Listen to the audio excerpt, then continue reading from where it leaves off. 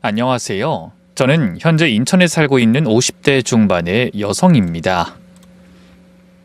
사실 전 얼마 전에 이혼을 했어요. 제 인생에 이혼은 절대 없을 줄 알았는데 말이죠. 솔직히 저는 이혼이 무서웠어요. 아주 가끔 친구들 중 누군가 이혼을 했다라는 말을 하면 전 그게 뭐 대수라고 별거 아니야. 요즘 이혼은 이혼도 아니야 하는 말도 가볍게 꺼내지도 못했을 정도였습니다. 그저 남의 이야기, 먼 이야기라고 생각했고 전 절대 이혼하지 않겠다는 생각만 하는 겁쟁이였죠. 그랬던 제가 이혼을 결심한 것에는 몇 가지 사건들이 있었습니다.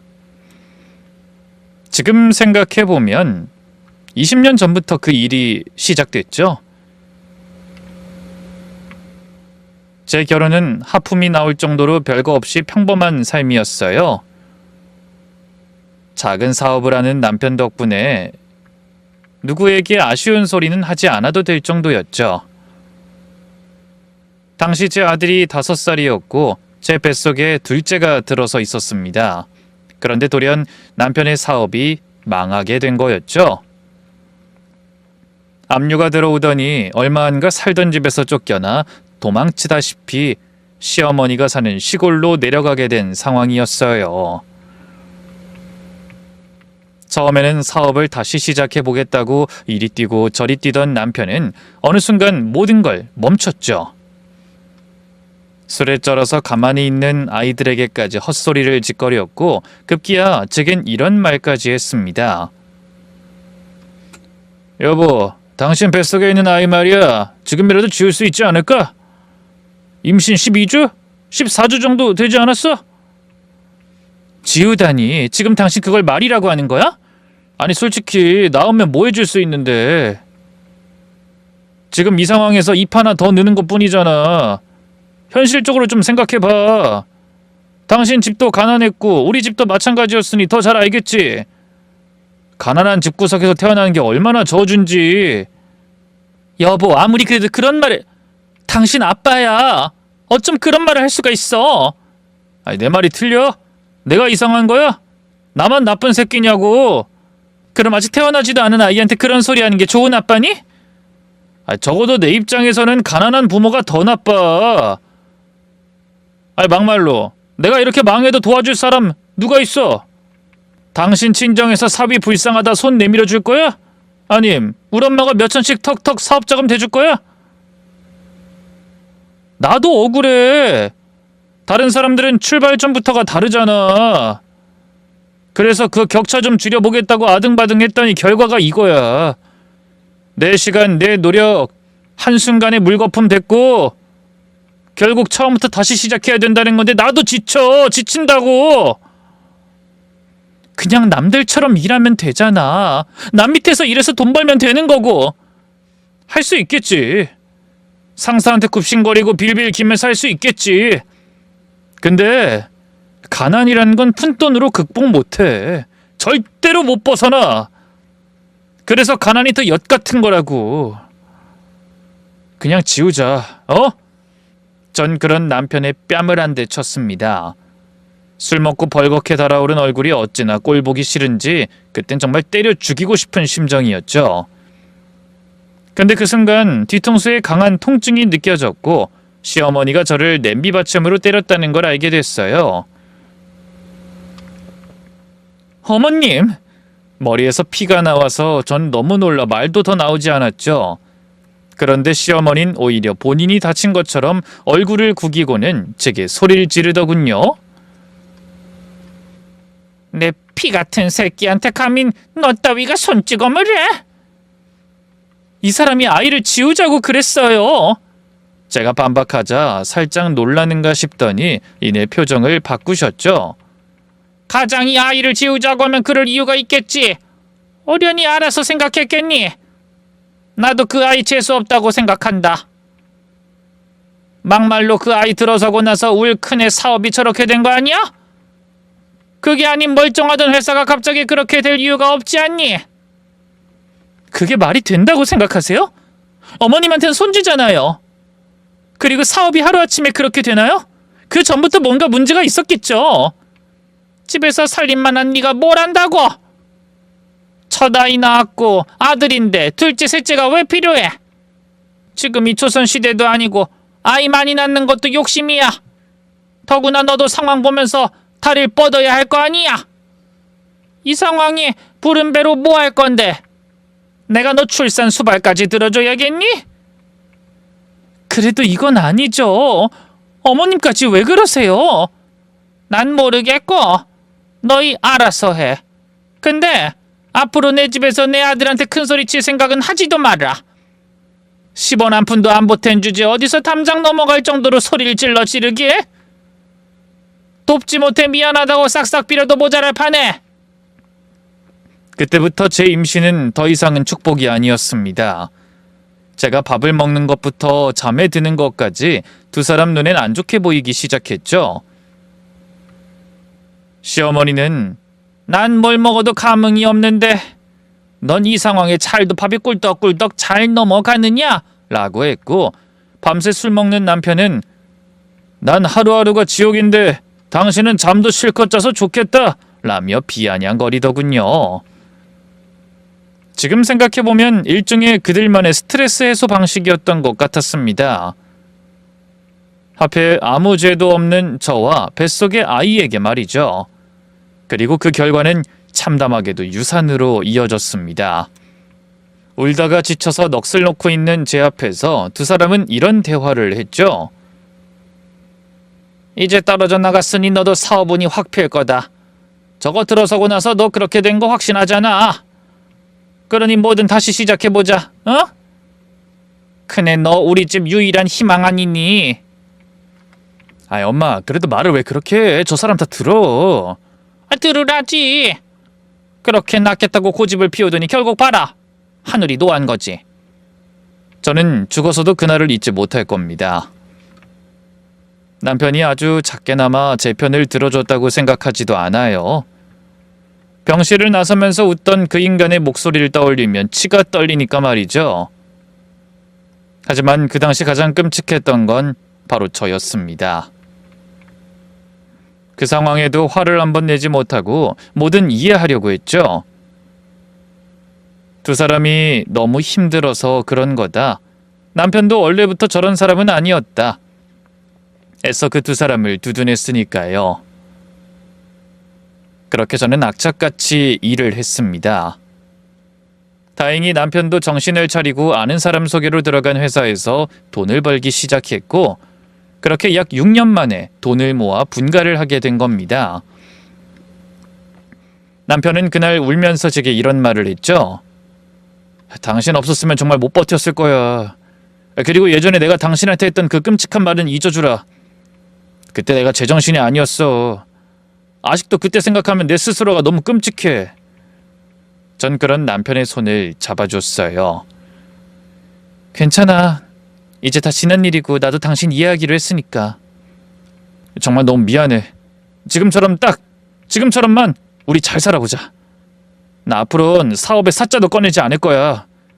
남의 돈 받으면서 일하는 거라고 치사하고 더러워도 우리 가족들을 위해서 그 정도 참을 수 있고, 적은 돈이라도 안정적이라는 거 나쁘지 않은 것 같아. 시어머니도 남편에게 이야기를 들었는지 어느 날 저를 불러 이런 말씀을 하셨어요. 그때 내가 좀 많이 잘못했다. 큰애가 하도 닥달을 하기도 했지만 그런 것 때문에 사과하는 건 아니야. 죽은 걔도 내 손주였어. 너한테 말은 못했고 티도 못 냈지만 나도 울었어.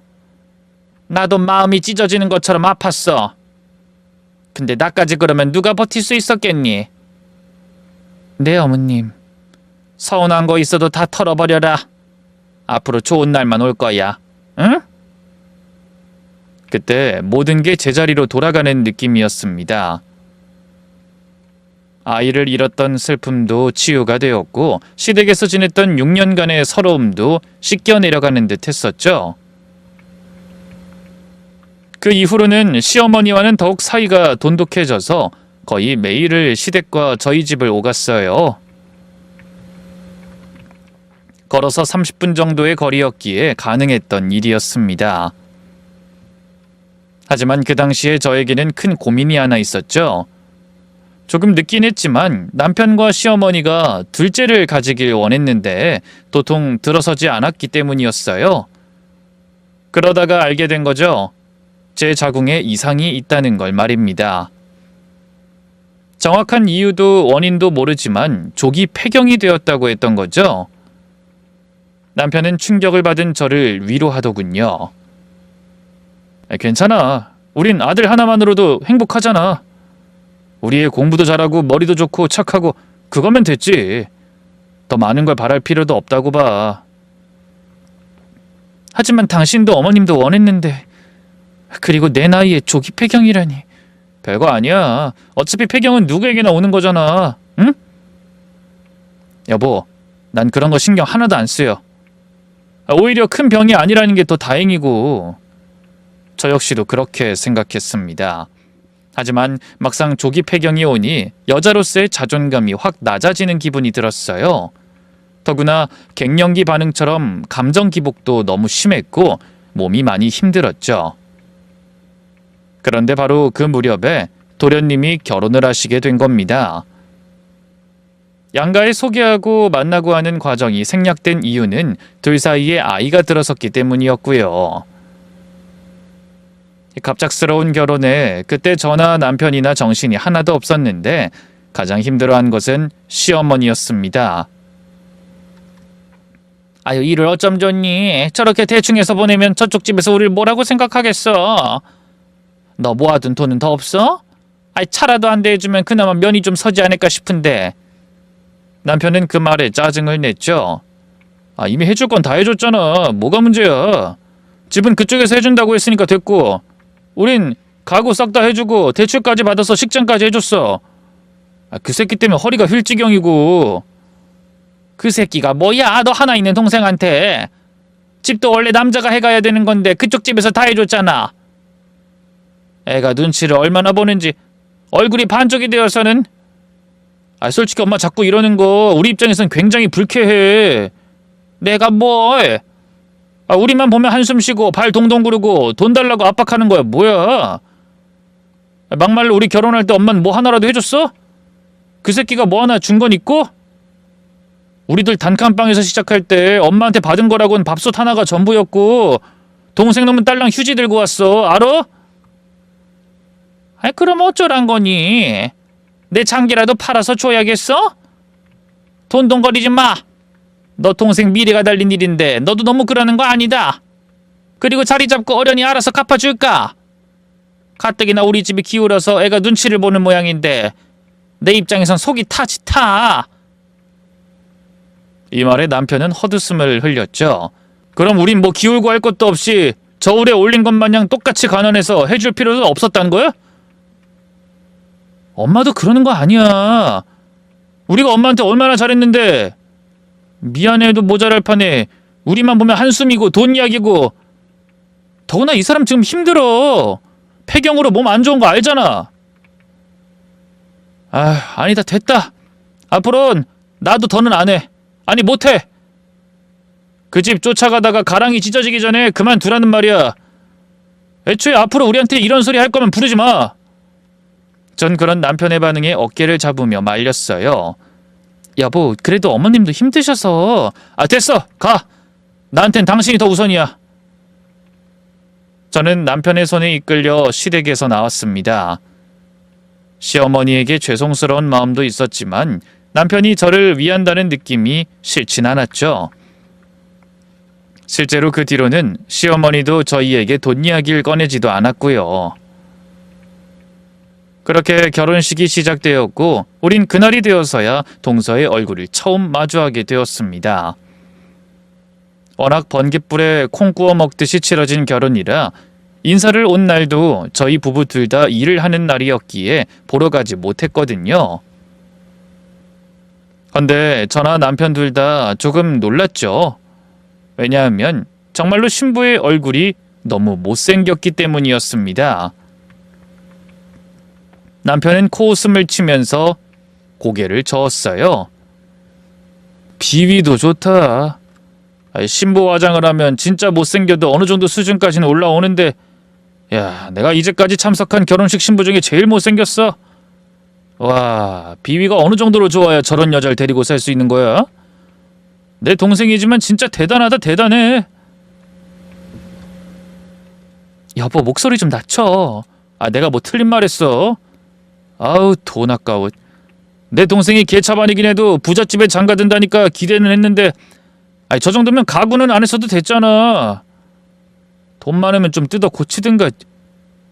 아니지, 저건 아주 목숨 걸고 수술해도 될까 말까다. 외모에 대한 평가를 하는 게 좋은 모습이 아니라는 건 잘 압니다. 저 역시도 그렇죠.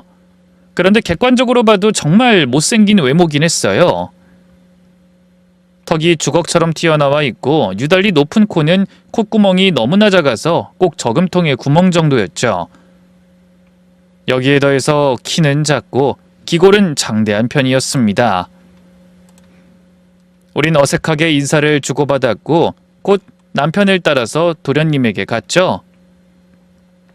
남편은 도련님을 보자마자 이죽거리더군요. 야, 너 진짜 돈 보고 결혼했냐? 그게 아니면 뭐 약점이라도 잡혔어? 협박이라도 받았어? 형, 그런 거 아니야. 너 친구들도 다 그런 말 하지 않지? 어쩐지 소개도 안 시켜주고 우리 엄마랑 뒤에서 쿵짝거리더니 이유가 다 있었네. 저 정도면 나라도 말을 못하지. 저는 옆에서 듣다가 작게 주의를 줬죠. 여보, 그만해. 좋은 자리에서 왜 그래? 알았어. 어쨌든 잘 살아봐라. 나중에 이혼한다고 우는 소리 하지 말고 바람 피우다가 걸려서 알몸으로 쫓겨나기 전에 돈도 다 갚아. 알았어? 그날 결혼식 이후에 뷔페를 먹는 자리에서 남편은 뭐가 그렇게 기분이 좋은지 내내 싱글벙글하더군요.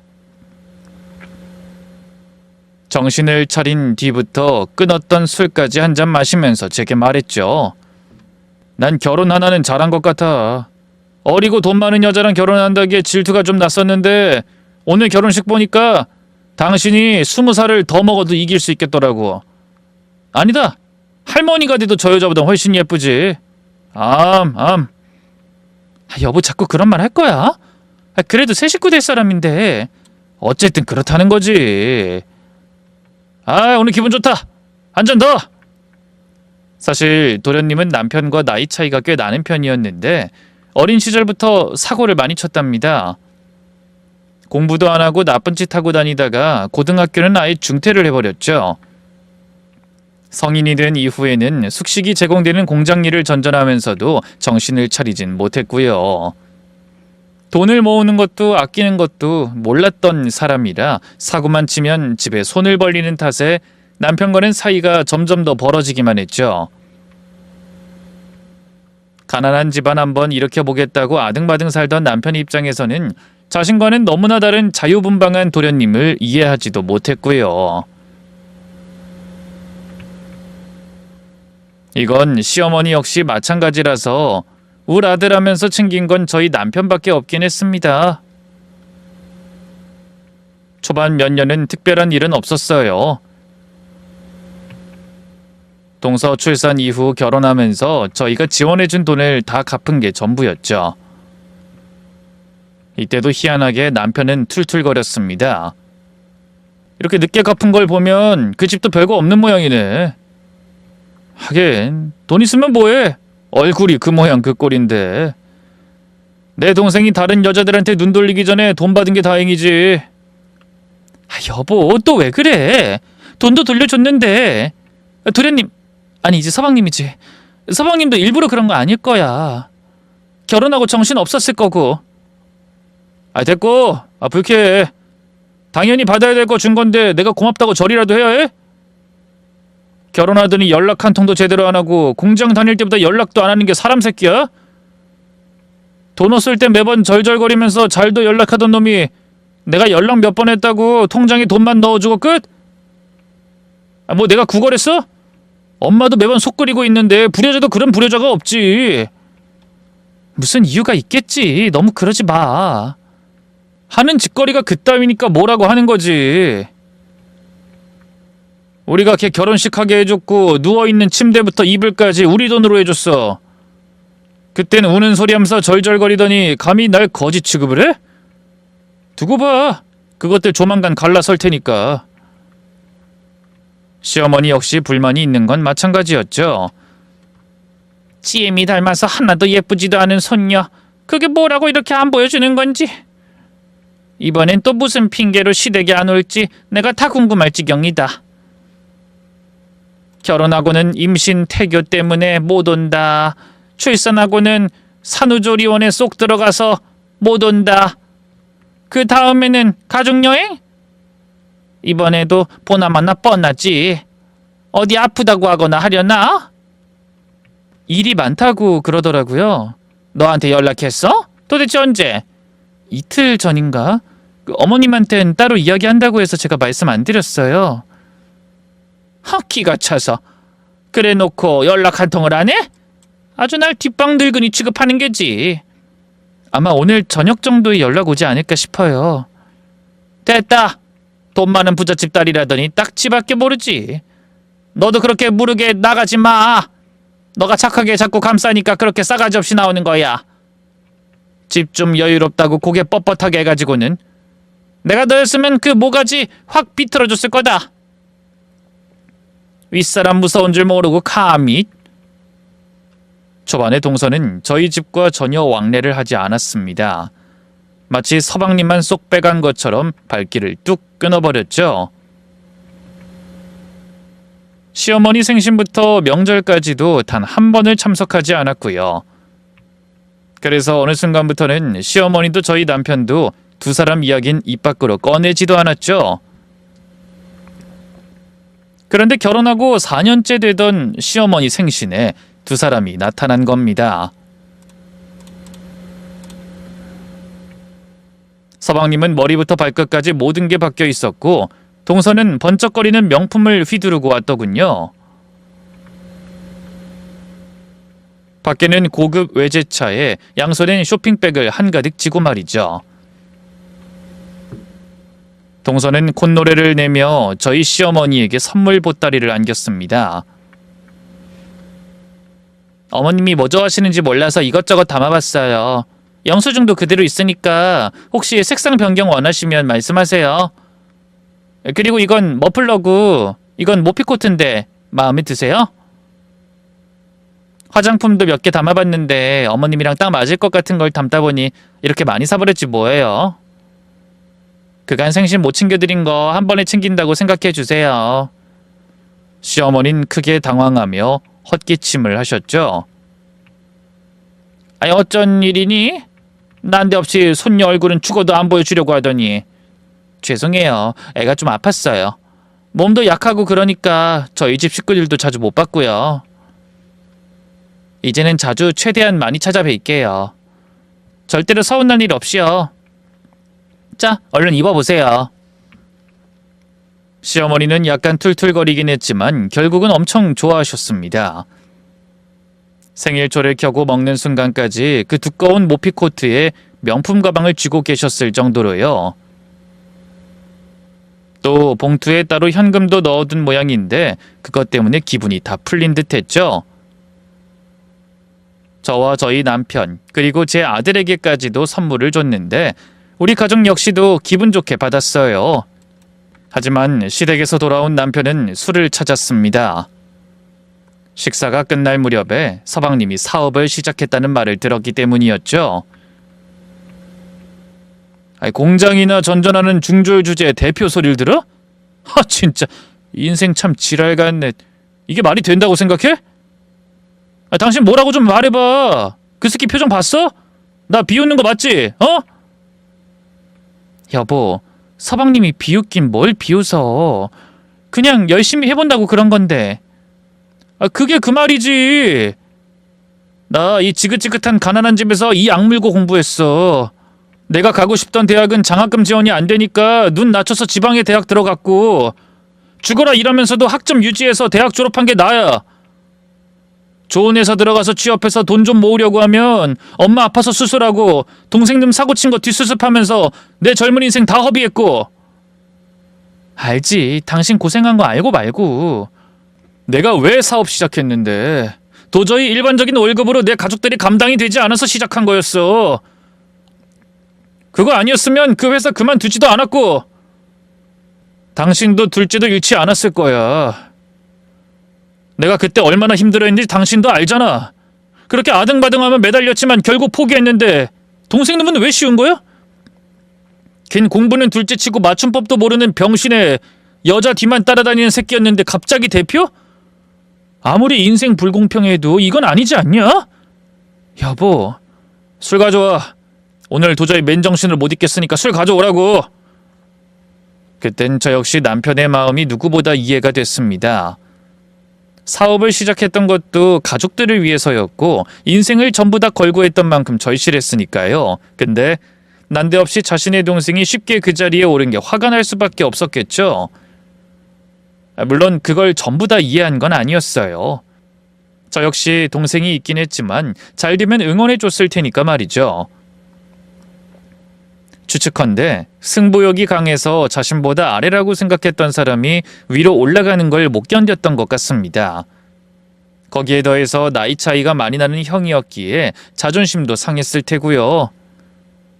남편은 그날 이후로 술을 거의 매일 마시기 시작했습니다. 마치 사업이 망했던 그때처럼 별것도 아닌 걸로 저나 아들에게 시비를 걸기까지 했죠. 하루는 가만히 있는 제게 이러더군요. 당신 집은 왜 그 모양이야? 장인 장모 멀쩡히 잘 살아있는데도 왜 가난을 극복을 못했냐고? 나도 남들 다 받는 처가 사랑도 좀 받아보고 싶은데. 여기서 우리 집안 문제가 왜 나와? 그리고 우리 부모님이 당신한테 손 벌린 적 있어? 떵떵거리면서 살진 못해도 아쉬운 소리 하는 수준 아니야. 내가 결혼 초에 당신 엄마 무릎 수술 시켜준 거 기억 안 나? 이제 와서 그 말을 꺼낸다고? 그땐 아빠가 잠깐 실직하셔서 그런 거잖아. 엄마도 아파서 움직이지도 못하는 상황이었고. 그거나 저거나 어쨌든 일 안 하면 한 달을 못 버티는 집안은 맞잖아. 그러는 당신 집은? 오히려 돈이 들었으면 어머님한테 더 들었지. 내 말이 틀려? 매번 명절, 생신, 주기적으로 용돈 챙겨드렸고 병원도 내가 직접 모시고 다녔어. 그래서 뭐 생색내는 거야? 야, 너 그러는 거 아니야. 재수 씨 보면서 느끼는 거 없어? 정말 기가 차서 뭘 느껴야 하는데? 뭐든 양심이라도 있으란 말이야. 누구는 여자 잘 만나서 팔자가 늘어졌는데 난 아등바등 아직까지도 다음 달 생각하면 막막해하고 카드 쓸 때 눈치 보이고 적자라도 나면 발 동동거리면서 살고 있잖아. 10년도 더 넘은 똥차 끌고 다니고 있고. 여보, 정말 언제까지 이럴 거야? 언제까지? 왜? 당신 결혼 후회해? 나 같은 놈 만난 거 후회하시냐고. 근데 나도 마찬가지야. 여자 얼굴은 딱 3년 가는 거고 재산은 평생인데 멍청하게 내가 딱 3년 행복하려고 나머지 인생을 다 날린 기분 만들어. 나도 내 동생처럼 얼굴 안 보고 그냥 돈이나 볼걸. 술에 취해서 그냥 하는 말이다 생각하려고 했지만 마음의 상처는 지워지지 않더군요. 시간이 지난 지금까지도 토시 하나 받들이지 않고 기억하는 걸 보면 말이죠. 그런 날은 꽤 오래 반복되었어요. 심지어 시어머니 역시도 남편이 속상해하니 제게서 원인을 찾았습니다. 그리고 하필이면 그게 제 조기 폐경과 연결되어 엉뚱하게 불똥이 튀었죠. 아들 요즘 계속 술 먹는다는데 그냥 보고만 있을 거야? 너도 작은 애처럼 좀 살갑게 굴면서 남편한테 잘해야지. 조기 폐경 왔다고 성별이 바뀐 것도 아닌데 뚱해가지고는. 어디 한 구석이라도 여자다운 게 있기라니. 아님 능력이 넘쳐서 내 아들 서포트를 해주기라니. 어머님, 원래 제 성격이 이랬어요. 바뀐 게 아니라. 아시면서 왜 그런 말씀을 하세요? 그래, 그건 틀린 말은 아니긴 하네. 근데 말이다, 폐경을 했잖니. 여자로서도 완전 끝난 거고. 그럼 그럴수록 더 노력을 해야지. 몸이 다른데 예전이랑 똑같이 한다는 건 무슨 논리니? 작은 애처럼 좀 꾸미고 콧소리도 좀 내고 하면 오죽 좋아? 지금 저한테 잘못이라고 하시는 거예요? 그 이는 지금 서방님이랑 본인 입장 비교하면서 술만 먹고 일주일 전엔 일도 빼먹고 안 나갔어요. 심각하다고요. 그니까 살살 구슬리는 것도 너한테 주어진 몫이지. 마누라가 그 정도도 못해? 그러니까 남자들이 자존감 찾으려고 다른 여자들한테 기웃거리고 술집 들락거리는 거야. 애만 하나 싸지르고 같은 입을 덮는다고 부부니? 남자들 기도 살려주고 자신감도 북돋게 해주는 게 아내의 역할 중 하나라는 말이다. 난 요즘 너만 보면 속이 다 뒤집혀. 우리 큰애가 조금만 능력 있는 여자 만났어도 날개 달고 하늘 위에 있을 녀석인데. 에휴, 진짜 기가 막히지 않나요? 전혀 기대하지 않던 본인의 작은 아들이 잘 사는 걸 보니 그나마 기대를 했던 큰아들도 이럴 수 있었으면 했던 겁니다. 정작 발목은 본인들이 잡았으면서 저를 만나지 않았더라면 더 잘 살았을 거란 식으로 몰아갔죠. 제가 그렇게 두 사람에게 당하고 있으니 당시 수능을 앞둔 제 아들이 하루는 저를 잡고 이런 말을 하더군요. 엄마, 그냥 아빠랑 이혼하면 안 돼? 승현아, 그게 무슨 말이야. 너희 아빠 잠깐 그러는 거야. 할머니도 그렇고 아빠도 그렇고 엄마한테 이런 식으로 대하는데 엄마는 왜 이혼 안 해? 이혼이 그렇게 쉬운 거야? 그리고 엄마는 솔직히 이혼하는 거 무서워. 혼자 살 수 있을지도 모르겠고 너 결혼할 때도 안 좋게 볼 거고 요즘 그런 집이 어딨어. 이혼이 무슨 별일이라고. 나 좀 있으면 성인인데 부모님 이혼했다고 올 나이 아니야. 엄마도 알잖아. 그래도 막상 결혼하게 되면 별일이 되는 게 부모 이혼이야. 넌 괜히 신경 쓰지 말고 공부만 해. 아빠도 저러다가 말 거야. 내가 너희 아빠를 몰라? 예전에도 이런 일이 있었지만 금방 극복했고 정신 차리고 제자리로 돌아갔어. 가족이란 때론 기다려줄 줄도 알아야 하고. 아들을 설득할 때는 마음이 좋지 않았습니다. 어느덧 훌쩍 큰 아들도 앞뒤 상황을 빤히 알고 있으니 부모로서 면이 안 서기도 했고요. 하지만 그와 동시에 저를 걱정하는 아들을 위해서 더 열심히 내조해 남편을 정상으로 만들겠다는 다짐은 했죠. 그렇게 저는 정말 최선을 다했습니다. 남편의 고민도 술주정도 다 받아주면서 없는 애교까지 끌어올려 잘 지내려고 노력했으니까요. 하지만 정작 남편의 기분을 풀어준 것은 제가 아니었다는 게 문제였습니다. 남편이 전화로 얼른 내려와 보라고 해서 갔더니 집 앞에 외제차가 떡하니 있더군요. 여보, 이게 뭐야? 이걸 무슨 돈으로 산 거야? 무슨 돈? 난 돈 한 푼 안 썼어. 근데 이게 내 차야. 내 차라고. 그게 무슨 소리야? 재수씨가 나 요즘 기운이 없는 것 같다고 이걸 사줬다니까? 미쳤지? 와, 나 이거 받을 때 기분 진짜 날아가는 줄 알았어. 다짜고짜 내 손에 차 키를 딱 쥐어주는데 진짜 천사가 따로 없더라고. 나 정말 울 뻔했어. 당신도 타볼래? 동네 한 바퀴 돌까? 여보, 아무리 그래도 이렇게 비싼 걸 어떻게 날름받아. 그냥 돌려주자. 무엇보다 외제차라서 보험에 세금에 유지비도 생각하면 우리 형편에 이건 좀 무리야. 승현이도 곧 대학 가니까 앞으로 허리띠 더 졸라 매자고 내가 저번에 말했었잖아. 제 말에 남편은 미간을 찌푸리며 날카롭게 대꾸했죠. 싫어. 이걸 내가 왜 돌려줘? 사준 거라고 했잖아. 그깟 유지비가 뭐? 물론 유지비도 있지만 무엇보다 너무 과분한 선물이니까 그러자는 거지. 과분?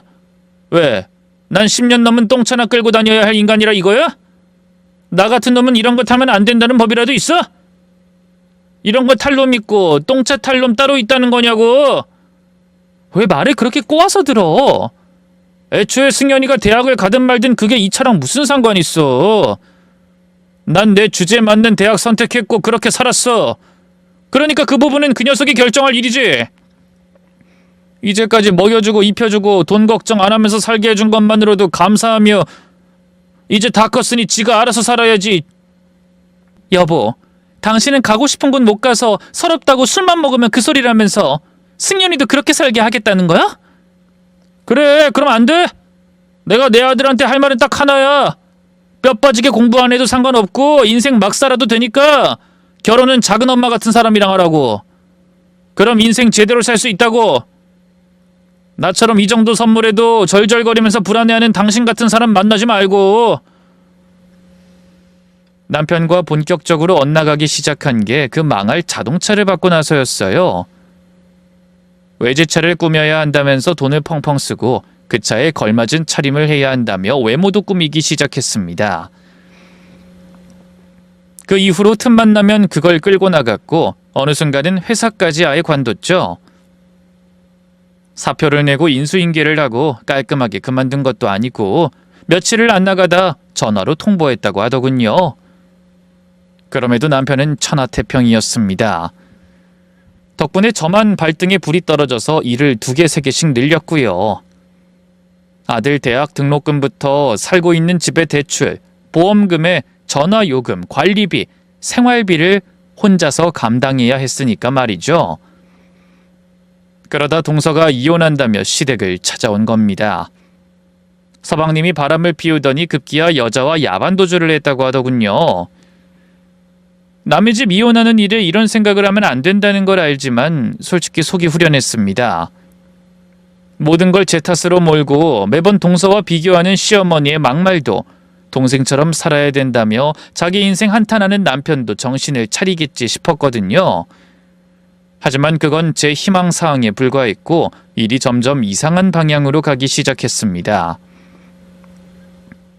아주버님밖에 없어요. 저희 회사 맡아줄 사람이요. 재수씨, 지금 저한테 대표를 하라는 건가요?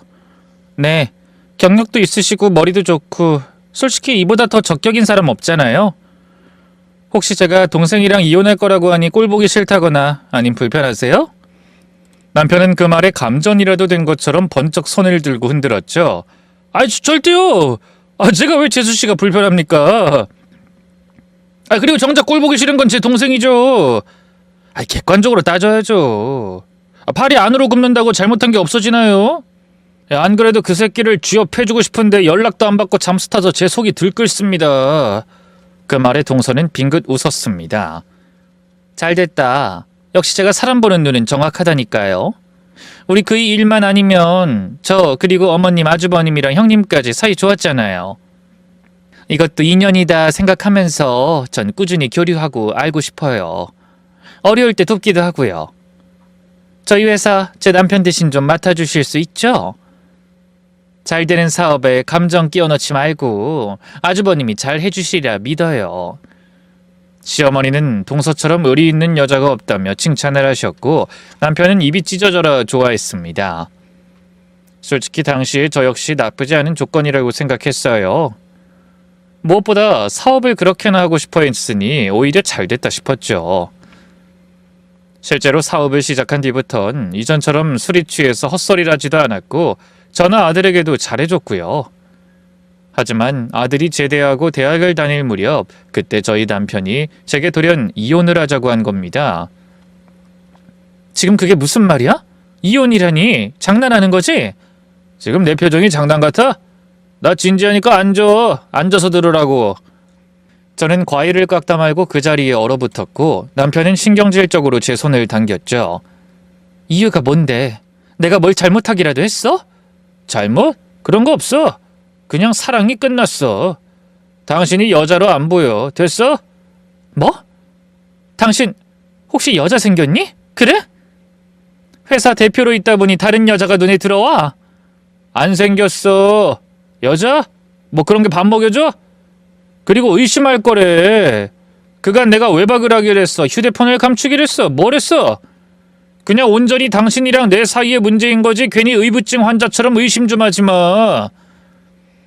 당신이랑 내 사이가 뭐? 어제까지만 해도 호호하하 웃고 떠들었고 우리 아들 저녁해서 외식하고 놀았어. 근데 갑자기 우리 사이가 문제라고? 도대체 뭐가 문제인데? 이때 남편은 제 아랫배를 검지로 가리켰습니다. 거기가 문제야. 초반에 조기 폐경 별거 아닌 것 같았는데 호르몬 문제인지 당신 보면 무슨 남자랑 있는 것 같고 그래. 당신에게 이성적으로 끌리지가 않아. 부부는 정으로 산다 뭐한다 개소리 하지만 솔직히 그게 정상은 아니잖아. 그래서 이혼하겠다고. 또 폐경이니? 정말 해도 너무한다는 생각 안 들어? 그게 내 탓이야? 누가 탓이래? 꼭 말을 하면 그런 거라는 거야. 무엇보다 당신이 날 바람으로 몰고 가니 좀 더 강하게 말한 거고. 까놓고 난 바람 피우고 이혼하자는 그런 치사한 짓 안 해. 끝내고 다른 사람을 만나면 모를까. 어쨌든 내 생각은 정리됐으니 이혼해줘.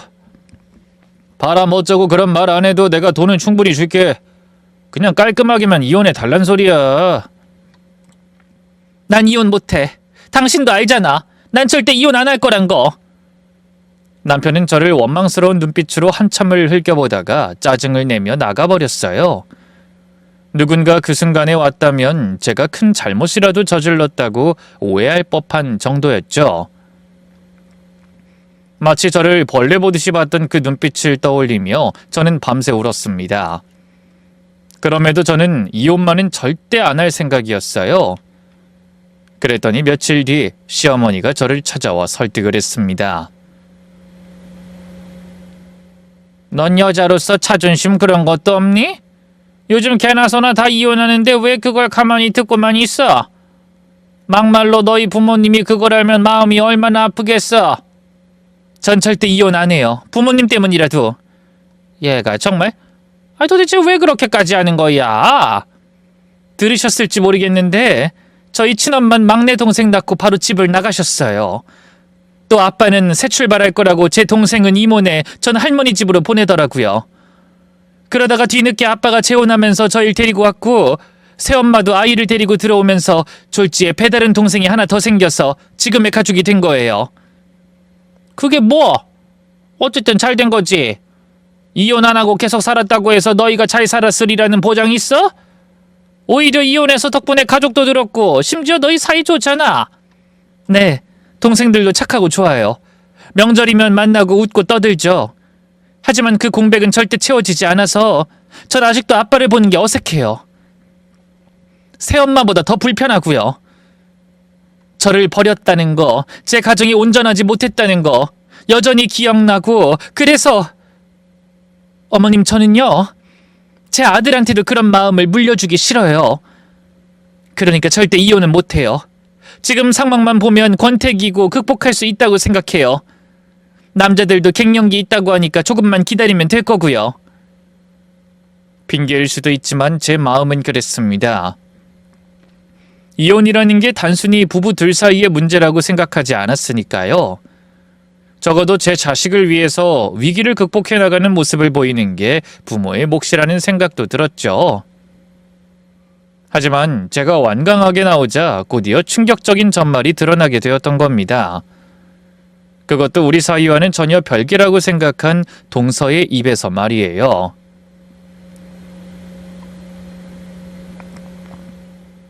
저기요 형님, 아주버님 그만 놔주세요. 지금 얼마나 힘들어하는지 알고나 있어요? 이혼을 하자고 노래를 부르면 그만한 이유가 있는 건데 왜 자꾸 매달려요? 전 너무나 기가 차서 대꾸했죠. 동서가 상관할 부분 아니야. 선 넘지 마. 제가 왜 상관을 안 해요? 오히려 제 입장에선 형님이 선 넘는 건데. 뭐? 동서 지금 그 말 무슨 뜻이야? 동서는 눈을 굴리며 한숨을 푹 쉬더군요. 진짜 못해 먹겠네. 좋아요. 솔직하게 말할게요. 저랑 아주버님이랑 깊은 사이거든요.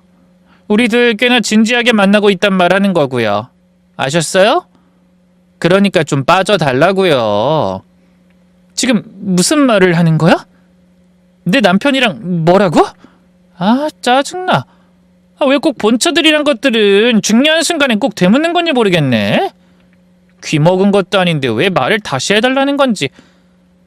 내가 형님 남편이랑 불륜 저질렀다 그 말을 해야 알아들어요? 아주버님이 먼저 저한테 꼬리 쳤어요. 알긴 아세요? 제가 너무 좋다고 그러더라고요. 형님이랑 있으면 꼭 친형제랑 있는 것 같은데 전 여자 같아서 좋대요. 온몸이 떨리고 식은땀이 나서 뒤로 쓰러질 것 같은 순간이었지만 저는 이를 악물고 동서의 뺨을 후려쳤습니다. 그리고 머리카락을 잡고 흔들었죠. 그랬더니 쏜살처럼 튀어나온 시어머니가 저를 밀어버리더군요. 순간 말문이 막히고 가슴이 쥐어뜯기는 기분이 들었죠. 시어머니는 제게 소리를 질렀어요. 감히 지금 누구한테 손찌검을 해? 홀몸도 아닌 애를! 이 망할! 그렇게 진작에 헤어져 달라고 말할 때 끝냈어야지! 구질구질하게 내 아들 옆에 붙어서는 어우 징그러. 어머님, 이 여자 저한테는 동서고 남편한테는 재수씨라고요. 아무리 그래도 어떻게 이런 끔찍한 일을 가만히 보고만 있을 수 있으신 건데요? 어머님한텐 작은 며느리잖아요. 시어머니는 정색하면서 저를 노려보셨죠. 그게 뭐 어때서? 애들이 좋다는데 둘째 며느리고 셋째고 뭐가 중요해? 동네 사람들 보기 안 창피하세요? 한국 사회에서 이게 가당키 난 일이에요? 어차피 남들 입방하고 10번 찍어도 뒷말이 나는 족속들이지. 난 그런 거 하나도 안 무섭다. 그리고 정 신경 쓰이면 서울 같은 곳으로 이사가면 그만 아니니? 어차피 망할 이 총구석 벗어나고 싶었는데 잘 됐지. 어머님, 소리 좀 그만 질러라. 뱃속에 있는 애 떨어지면 책임질 거야? 일찌감치 여자 구실도 못하게 된 주제. 아가, 제발 부탁하마. 어차피 이판사판 일이 이렇게 된 거 내 아들 미래를 위해서라도 넌 좀 빠져주면 좋겠구나. 원하면 너 사는 그 집이면 재산이면 다 주마. 그때 동서가 시어머니에게 귓속말을 했고 시어머니는 이렇게 덧붙였어요. 괜히 상간녀 소송이다 그런 구설만 안 들으면 돈 더 줄 테니까 조용히 넘어가자. 저는 몸을 떨면서 동서를 향해 소리쳤습니다. 동서도 이러는 거 아니야. 돈이면 다야? 어떻게 멀쩡한 가정을 파탄내? 그러고도 사람이니? 너 그러다 정말 천벌 받아, 알아? 제 말에 동서는 비웃으며 욕지기를 내뱉고는 이랬죠. 계속 동서 거리지 마. 너까짓 게 꼴해. 아직도 형님 대접받고 싶어? 그럼 좀 잘 살든가. 능력 있고 욕심 있고 야망 있는 남자를 일개 회사원으로밖에 못 만든 너랑 대표로 만든 나는 결이 다르거든. 그러니까 주제를 알고 까불어. 저는 제 머리를 부여잡고 거의 비명을 질렀습니다. 그러자 미친 것 같다면서 서둘러서 두 사람이 나갔고 남편이 들어오더니 제게 이혼 서류를 툭 던지고 도망쳤죠. 바로 그때였어요. 제가 이혼을 해야겠다고 결심한 결정적인 순간 말이죠. 제 앞에서 본인의 잘못을 시인하지도 솔직하게 말하지도 못했던 그 인간이 언제 작성한지도 모를 서류를 두고 도망친 그 부분이요. 참 못났구나 싶었고 떨어진 이혼 서류처럼 오만정이 동시에 다 떨어졌던 겁니다. 그래서 그 이상은 거부하지 않고 최대한 좋은 조건으로 이혼을 마무리했어요. 돈도 더 달라고 요구했고 소송을 하지 않는 대신 위자료까지 탈탈 털었죠. 계산기를 제대로 두드렸습니다. 희한하게 정이 떨어지니 머리가 차가워졌기 때문이죠. 한편으로 제 아들은 너무 차분하게 가만히 있었어요. 바람을 피운 아빠에 대한 미움도 드러내지 않아 솔직히 제 입장에선 서운하기까지 했죠. 헌데 이혼이 모두 마무리되었을 때 아들은 처음으로 분노를 드러냈습니다. 확실히 이혼된 거 맞지? 기간 더 남아서 뒤집을 수 있거나 그런 거 아니지? 왜, 뒤집고 싶어서 그래? 이혼 안 했으면 좋겠어? 미쳤어. 당연히 해야지. 위자료도 잘생긴 거 맞고? 뭐 그렇지? 너무 걱정하지 마. 너 하나는 내가 돈 걱정 없이 키울 수 있고. 돈 때문 아니야, 엄마. 내가 그것들 완전히 부숴버릴 거거든? 그러니 나 말리지 마. 아들, 이제까지 가만히 있다 갑자기 이러니까 엄마 좀 무서워지려 그래. 실은 엄마가 완전히 이혼할 때까지 기다렸어. 만약 이혼 전에 내가 복수했으면 엄마 또 마음 약해서 이혼 안 했을 테니까. 근데 이제 서류상 완전히 정리됐으니 제대로 할 거야. 그러니까 엄마도 말해. 절대로 아빠랑 할머니 다시 안 받아준다고. 알았어. 엄마 신중하게 이혼해서 다시 받아주고 그런 마음 없어. 진짜지? 확실하지? 제 아들은 제게 몇 번이나 다짐을 받았지만 저는 다시 받아주는 게 문제가 아니라 아들이 뭘 하려는 건지가 더 무서웠습니다. 제 궁금증에 못 이긴 아들은 자신이 이제까지 제 이혼 준비를 혼자서 하고 있었으며 전역하고 나서부터 쭉 제 아빠의 뒤를 밟았다고 했죠. 너 혼자서 이혼이라니? 할머니랑 아빠 하는 꼴 보면 답 나오지. 엄마가 언제라도 이혼 결심 서면 내가 증거들 싹 다 주려고 했어. 그래서 녹음도 하고 메시지도 다 뒤지고 있던 거고 뒷조사도 했지.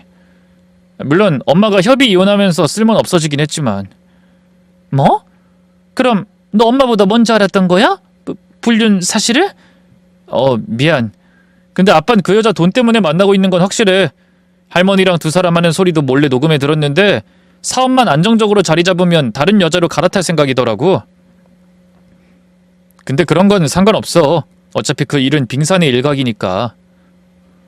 그게 무슨 소리야? 뭐가 더 있단 거니? 작은 엄마가 갑자기 아빠한테 대표 자리 주겠다고 한 것부터가 구린 이유가 있었거든. 엄마랑 이혼시키고 본인이랑 혼인신고 바로 하려고 한 것도 말이야. 끼리끼리 만난다고 하더니 아빠도 딱 자기 같은 여자 찾아간 거지 뭐. 아들은 과외에서 모은 돈으로 사람 시켜 뒷조사까지 했다고 하더군요. 그리고 알게 된 것은 동서가 자랑하던 잘난 부자 친정의 가세가 급격히 기울었다는 겁니다. 부자는 망해도 3년이라지만 서방님이 다른 여자랑 눈 맞아서 해외로 도주할 때 회사 자금을 횡령해서 나르면서 회사에 큰 타격을 입었다고 해요. 그래서 있는 돈 없는 돈 다 끌어서 겨우 그 회사를 유지했다고 했죠. 그 과정에서 어떻게든 싼 인력을 쓰려다 보니 그 자리에 남편을 앉힌 거랍니다. 회사가 어렵다고 해서 작은 엄마가 이전에 쓰던 버릇이 바뀌진 않았을 테니까 돈은 줄줄 새고 아빠 입장에선 열일을 해도 돈이 안 들어오니 의심이 들기 시작한 거지. 그러니 재력으로 돈 과시하면서 아빠를 꼬드긴 거야. 이혼만 해주면 친정 재산도 다 주겠다는 식으로. 그래서 난데없이 나한테 이혼하자고 했던 거고? 아빤 작은 엄마 재력이 엄청나다고 생각하고 있었으니 이혼하면서 엄마한테 있는 거 없는 거 다 털어서 준 거야. 모르긴 몰라도 작은 엄만 그 돈도 속으론 아까워 죽었겠지. 있는 척 해야 하니 피눈물 흘리면서 아무렇지 않은 척 주라고 했을 걸 생각하면 웃겨. 근데 돈이 없는데 어떡해? 작은 엄마가 부자였을 때 알고 지냈던 주변 사람들에게 투자 명목으로 돈을 빌려서 돌려막으면서? 내가 조사했을 당시에 대출금도 엄청났거든. 아마 지금은 더 많아졌겠지. 아들, 그래서 어쩌려고? 명예훼손이다 뭐다 그런 거 걸리면 어쩌니? 걱정 마. 난 그저 투자자들이 돈을 회수할 수 있도록 내가 도와주는 거니까. 아들은 그간 조사한 것들을 다 가지고 직접 남편의 회사에 투자한 사람들을 찾아갔습니다. 워낙 높은 사람들이 많아서 약속조차 못 잡는 일이 있었지만 끈기 하나만은 대단했죠. 비서에게 전화로라도 사실을 알려달라고 전했고 결국 한 명도 빼지 않고 모두에게 진실을 말한 겁니다. 그 사람들은 직접 나서지도 않고 본인의 회사 혹은 개인 변호사를 통해서 일 처리를 진행했다고 해요. 그리고 남편과 동서가 이룬 것은 도미노처럼 빠르게 쓰러지기 시작했죠. 회사 문을 닫는 건 고작 2달, 두 사람이 이혼을 한 건 혼인신고 후 4개월이 걸렸고요. 그게 끝은 아니었어요. 제 아들은 두 사람이 이혼을 한 뒤에도 작은 엄마의 행방을 추적했다고 했습니다. 동서는 그나마 있던 재산도 다 날아가고 카드에 감당 못할 대출까지 한 방에 쏟아지면서 그야말로 완전히 망해버렸다고 하더군요. 그렇게나 자랑하던 명품 가방도 외제차도 없이 버스 타고 걸어다니는 걸 보고 나서야 쫓는 걸 멈췄다고 했습니다.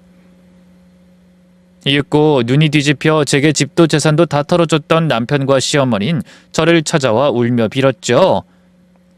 여보, 내가 잘못했어. 사실 나도 다 생각이 있었어. 당신한테 다시 돌아오려고 했다니까. 근데 그 여자가 날 속였고 완전 사기꾼이었던 거라고. 나도 피해자야. 나한테 먼저 꼬리치고 그래서 여보, 솔직히 내 입으로 이런 말하는 거 쪽팔리지만 사람이란 게 한 번은 실수할 수 있잖아. 우리 그간 좋았잖아. 20년 넘게 우리 부부였고. 그래 아가, 우리가 미안하다. 너 이혼 절대 안 한다고 그랬잖니. 지금이라도 다시 합치면 이혼 아니고 재결합되는 거야. 원래 재결합한 부부들이 더 잘 산다는 말도 있던데. 이러지 말고 우리 아들이랑 다시 이야기해보는 건 어떠니? 내가 이렇게 빌게. 엄마도 반성 많이 했어, 진짜로. 우리 지금 당장 갈 곳도 없고 돈도 없고 지금 사는 곳에서도 쫓겨나갈 판이야. 진짜 통장에 10만 원도 없단 말이야. 제발 우리 정을 봐서라도 내가 앞으로 진짜 잘할게. 여왕처럼 모시고 살 테니까 우리 다시 생각해보자. 아들을 위해서라도 이런 식으로 끝내는 건 아니잖아. 아들은 혹여나 제 마음이 흔들릴까봐 저 대신 나섰어요. 할머니, 우리 엄마 혼자서 고생하면서 제 대학 등록금 마련했을 때 엄마한테 무능한 게 돈이라도 벌어야 된다고 구박했었던 거 잊었어요? 그리고 아빠는 엄마 여자로 안 보인다고 조기 폐경 가지고 술만 먹으면 시비 걸었던 거 까먹은 거야? 제발 두 사람 다 양심 좀 있어봐. 그 말에 남편은 발끈했고 아들의 어깨를 툭툭 밀며 말했죠. 넌 어른들 일에 왜 끼어들어? 비켜! 이건 부부 사이의 일이야. 오냐오냐 키웠더니 버르장머리 없이 아빠가 말하는데 어딜. 넌 잠깐 빠져있어 얼른. 저는 망설이지 않고 신발을 벗어 남편의 뒤통수를 강하게 후려 갈겼습니다. 오래전 시어머니가 제게 했던 것처럼 말이에요. 그리고 고통에 몸부림치는 남편을 향해 당시 시어머니가 했던 말을 똑같이 해줬습니다. 내 피 같은 새끼한테 감히 너 따위가 손찌검을 해? 시어머니의 눈이 두 배로 커졌지만 전 아랑곳하지 않고 이어 말했죠. 앞으로 다신 찾아오지 마. 우리 조만간 이사 갈 거니까. 다시 볼 일도 없겠지만 행여나 내 발목 붙들 생각하지 말란 뜻이야. 난 당신 없으면 날개 달고 헐헐 날아갈 사람이니까. 여보, 진짜 이럴 거야? 당신 저울에 올려놓고 저울질하는 거 좋아하지? 어머님이랑 똑같이. 어디가 기우네, 누가 더 아깝네. 그래서 나도 그 저울질 한번 해봤는데 이건 기울여도 너무 기울잖아. 당신들 같은 족속들에게 내가 너무 아까워서 다시 합칠 마음은 없어. 그러니 찾아오지 말라고. 여보, 제발. 이러다 진짜 우리 다 죽어. 우리가 잘못했다잖아. 후회한다고. 난 당신이랑 사는 동안 최선을 다해서 후회도 없어. 그래서 아무렇지 않은 거야. 하지만 당신이나 어머님은 아마 사는 내내 후회하고 또 후회하면서 지옥 속에서 살겠지? 아니, 꼭 그랬으면 좋겠네. 그러니 이제 내 인생에서 제발 좀 꺼져주라. 그 말을 하고 현관문을 닫고 들어오니 아들이 엄마 최고 하면서 양쪽 엄지를 치켜들고 웃더군요. 덕분에 긴장한 마음도 싹 풀리고 속도 후련했습니다. 우린 망했다면서 시어머니의 우는 소리도 문 밖에서 1시간이 넘게 들렸지만 저는 조금도 흔들리지 않았죠. 이혼이라면 목에 칼이 들어와도 하지 않으려고 했던 제가 그토록 냉철해질 수 있었던 것은 제가 말한 것처럼 결혼 생활 내내 최선을 다했기 때문이 아닐까 싶습니다. 모진 구박과 멸시에도 여자로서도 치욕스러운 말을 들은 그 순간에도 그들을 이해하고 용서하려고 애썼던 저였으니까요. 오히려 너무나 신중했기에 제 선택을 믿고 온전히 앞으로 나아갈 수 있었던 것 같습니다. 저는 현재 여기 인천으로 이사와서 새로운 생활에 적응 중이에요. 혼자서는 절대 못 살 것 같았는데 오히려 여유가 넘쳐서 당황스러울 정도죠. 물론 그렇다고 이혼을 권장하는 건 절대로 아닙니다. 사람은 각자의 가정 환경에서 자라 다른 모양을 하고 있다고 생각해요. 어떤 사람은 이기적이고 또 어떤 사람은 승부욕이 강할 수도 있죠. 그러니 모난 곳이 부딪히는 건 자연스러운 일이라고 생각합니다. 뾰족했던 부분이 마모되는 과정 속에서 상처도 많이 받겠죠. 어쩔 때는 이전의 자신이 그리워지기도 할 테고요. 하지만 확실한 것은 누군가를 위해 변할 수 있다는 것도 멋지다는 겁니다. 난 이런 사람이야 라는 말보다 난 이렇게 할 수도 있는 사람이야 라고 말하는 거 진짜 멋지지 않나요? 저 역시 비록 이혼은 했지만 제 아들에게 가정을 위해 최선을 다했고 후회하지 않고 잘 마무리했다는 걸 보여줬다고 생각합니다. 지금까지 제 이야기 끝까지 들어주셔서 감사하고요. 제 홀로서기도 응원 많이 해주셨으면 좋겠네요. 오늘 모두 행복한 하루 되시길 바랍니다.